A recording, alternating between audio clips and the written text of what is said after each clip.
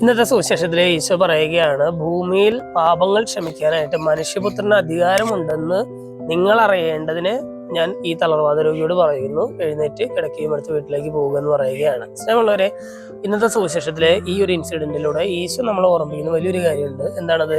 ഭൂമിയിൽ പാപങ്ങൾ മോചിക്കാനായിട്ട് അധികാരമുള്ളവനാണ് ഈശോ. ഇന്നത്തെ വചനഭാഗം വായിച്ചു കഴിയുമ്പോൾ നമ്മളും വീണ്ടും അത് ചിന്തിക്കേണ്ട ഇപ്രകാരം തന്നെയാണ്. ഭൂമിയിൽ ഈശോയ്ക്ക് അല്ലാതെ മറ്റാർക്കും ഈ പാപമോചന അധികാരമില്ല. ഈശോ അതെന്ത് ചെയ്യുന്നു? ഈ പാപമോചന അധികാരം ഈശോ തന്റെ ശിഷ്യന്മാർക്ക് കൈമാറുന്നു.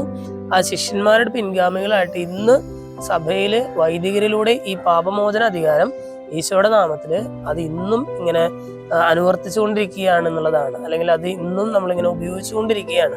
ഈശോയുടെ നാമത്തിൽ നമുക്ക് പാപമോചനം ലഭിക്കുന്നു. ഇന്നത്തെ സുവിശേഷത്തിൽ പറയുന്നത് പോലെ തന്നെ ചിലർക്കെങ്കിലും തങ്ങളുടെ ജീവിതത്തിൽ ഇങ്ങനെ ഒരു ആത്മീയ ജീവിതം ഇങ്ങനെ തളർവാദ അവസ്ഥയിലായിരിക്കും. കാരണം എന്താണ്?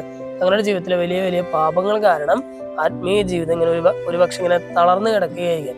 ഈശോ പറയുകയാണ്, പാപമോചനം ലഭിച്ചാൽ എൻ്റെ ആത്മീയ ജീവിതം ഇന്നത്തെ സുവിശേഷത്തിലെ ആ രോഗിയെ പോലെ തന്നെ കുതിച്ചു ചാടാനായിട്ട് ഇടയാകും. ഇന്നത്തെ സുവിശേഷ ഭാഗം വായിച്ചു കഴിയുമ്പോൾ നമ്മുടെ ജീവിതത്തിലെ പാപകരമായിട്ടുള്ള മേഖലകളിലെല്ലാം ഈശോയുടെ നാമത്തിലുള്ള ഈ പാപമോചനം വഴി ആ മേഖലകളെല്ലാം സൗഖ്യപ്പെടുത്താനായിട്ട് നമുക്ക് പരിശ്രമിക്കാം. ദൈവം നമ്മെല്ലാവരെയും സമൃദ്ധമായിട്ട് അനുഗ്രഹിക്കും.